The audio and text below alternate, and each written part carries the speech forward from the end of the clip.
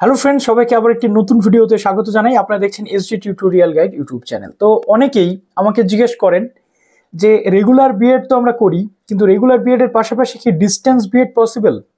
অনেকে আবার এই রেগুলার যে বিএডটা হয়, এই রেগুলার বিএডটাকে ভেবে ফেলেন ডিস্টেন্স বিএড। কারণ অনেক কলেজ আছে যেখানে আপনাদের রীতিমতো ক্লাস করতে হয় না, রেগুলারিটি মেনটেন করতে হয় না, তার জন্য অনেকে এটাকে মেনশন করেন অ্যাজ এ রেগুলার বিএড নয়, ডিস্টেন্স বিএড হিসেবে। কিন্তু আমি আপনাদের বলি, কোনো রেগুলার ইউনিভার্সিটি থেকে আপনি ডিস্টেন্সে কিন্তু বিএড করতে পারবেন না।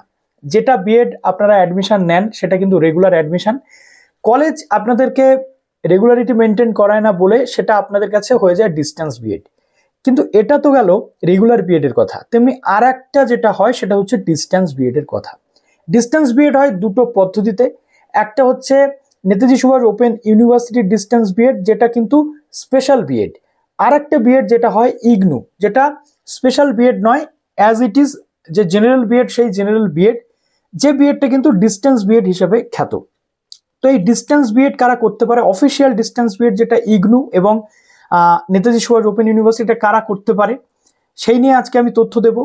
যে কেউ এই ডিস্টেন্স বিএড করতে পারে কিনা, বা ডিস্টেন্স বিএড করলে তার কি কি এলিজিবিলিটি ক্রাইটেরিয়া থাকে, প্রত্যেকটা তথ্য আজকে শেয়ার করব। যারা নতুন আছেন অবশ্যই চ্যানেলটিকে সাবস্ক্রাইব করে পাশে থাকা বেল আইকনে ক্লিক করে দিন, যাতে সব তথ্যগুলো আপনার টাইম আমাদের চ্যানেল থেকে পেয়ে যান। নাম্বার 1 যেটা নিয়ে ডিসকাস করব সেটা হচ্ছে নেতাজি সুভাষ ওপেন ইউনিভার্সিটির যে ডিস্টেন্স বিএডটা হয়, স্পেশাল বিএড, সেই বিএড তার eligibility criteria 50% masters post graduate. তাহলে আপনি যে কোনো পরিস্থিতিতে ওই নেতাজি সুভাষ ওপেন ইউনিভার্সিটির যে ডিস্টেন্স বিএড রয়েছে তার জন্য আপনি কিন্তু এলিজিবল, আপনি সেখানে ভর্তি হতে পারবেন। কোনো এন্ট্রান্স টেস্ট বা কিছুই সেখানে হয় না। সেটা কিন্তু স্পেশাল বিএড, অর্থাৎ স্পেশাল শিশু বা শিক্ষার্থীদের জন্য যে বিএড বা তাদের পড়ানোর জন্য যে বিএডটা হয় সেটা স্পেশাল বিএড। স্পেশাল বিএড কিন্তু আবার রেগুলারেও হয় এবং সেটা RCI এর আন্ডারে হয়ে থাকে, রিহ্যাবিলিটেশন কাউন্সিল অফ ইন্ডিয়ার আন্ডারে। সেই RCI এর আন্ডারে স্পেশাল বিএড যদি আপনি করতে চান ডিস্টেন্সে, তাহলে Netaji Subhas Open University one of the best. কিন্তু যদি মনে করেন না আমি ডিস্টেন্স বিএড করব কিন্তু স্পেশাল বিএড হবে না, সেটা কি বিএড হবে না, সেটা জেনারেল বিএড হবে, তার জন্য আপনাদের জন্য যে দ্বার খোলা রয়েছে সেটা হচ্ছে IGNOU, Indira Gandhi national open university, যেটা আমাদের এশিয়ার অন্যতম সেরা একটি ইউনিভার্সিটি। কিন্তু সেখানে একটা প্রবলেম হয় কি জানেন, ইগনুর যে ডিস্টেন্স বিএড সেটা যে কেউ করতে পারে না। ইগনুর ডিস্টেন্স বিএড করতে গেলে আপনাকে ইন সার্ভিস টিচার হতে হয়। ইগনুর যে বিএড সেটা হচ্ছে ডিস্টেন্স বিএড এবং সেটা জেনারেল বিএড, কিন্তু সেই বিএড সবাই করতে পারে না। ইগনুর বিএড করতে গেলে বেশ কিছু ক্রাইটেরিয়া আপনাকে ফুলফিল করতে হয়। কি কি ক্রাইটেরিয়া আসুন একবার আমরা দেখে নিই। তো ইগনু থেকে যদি আপনি বিএড করতে চান, একদম প্রথমে দেখুন এখানে কি কি এলিজিবিলিটি ক্রাইটেরিয়া রয়েছে। At first at least 50% marks bachelor degree অথবা master degree science, social science, commerce, humanities, bachelor of engineering technology visualisation, science in mathematics 55% and other qualification. অর্থাৎ ইগনু থেকে বিএড করতে গেলে আপনাদের সায়েন্স, আর্টস, ইঞ্জিনিয়ারিং বা যে কোনো ফিল্ড থেকে যদি আপনি আসেন তাহলে 55, আর ইন জেনারেল যারা ক্যান্ডিডেট তাদের জন্য ইগনু 50% মাস্টার্স বা গ্র্যাজুয়েশনে থাকলে কিন্তু বিএড করার অনুমোদন দেয়। এটা হচ্ছে ক্রাইটেরিয়া নাম্বার 1। দেখুন এরপর যেটা আসছে সেটা হচ্ছে the following categories are eligible to be students ODL অর্থাৎ ওপেন ডিস্টেন্স মোড। এক হচ্ছে কি ট্রেন্ড ইন সার্ভিস টিচার আপনাকে হতে হবে ইন এলিমেন্টারি এডুকেশন, অর্থাৎ আপনি যদি এলিমেন্টারি এডুকেশন বা ডিএলএড করে থাকেন, প্রাইমারিতে আপনি পড়াচ্ছেন কিন্তু আপনি বিএড করতে চান, ডিস্টেন্সে বিএড করতে চান, সেক্ষেত্রে ইগনু আপনাকে সুযোগ দেবে।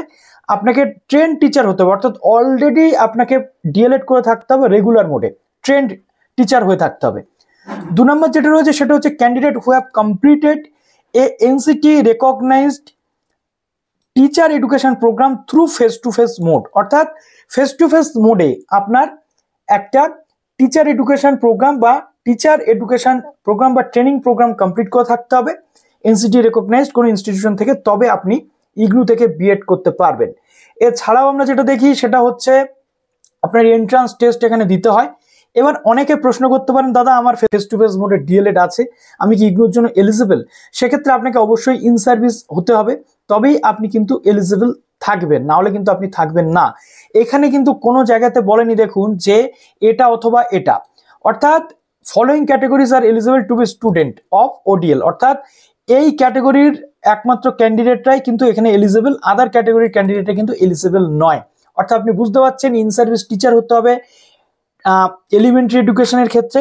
ফেস টু ফেস মোডে আপনাকে একটা টিচার এডুকেশন প্রোগ্রাম বা টিচার্স ট্রেনিং প্রোগ্রাম কমপ্লিট করে থাকতে হবে। তো আশা করছি এখান থেকে পুরো ডিটেলটা আপনি বুঝে গেলেন যে ইগনু থেকে যদি আপনি বা ডিস্টেন্সে বিএড যদি আপনি করতে চান আপনার জন্য কি কি ক্রাইটেরিয়া রয়েছে। অনেকে প্রশ্ন করতে পারেন যে আমি এখনো বিএড করিনি, গ্র্যাজুয়েশন করেছি, মাস্টার্স করেছি, আমি ইগনু থেকে বিএড করতে চাই। আপনি কিন্তু পারবেন না, কেননা ফ্রেশাররা এখানে বিএড করতে পারেন না। তো চলুন ভিডিওটা কিনে শেষ করলাম। ভিডিওতে অবশ্যই কমেন্ট করতে ভুলবেন না যে আপনি কি জানতে চাইছেন বা আপনার কি মনে হচ্ছে।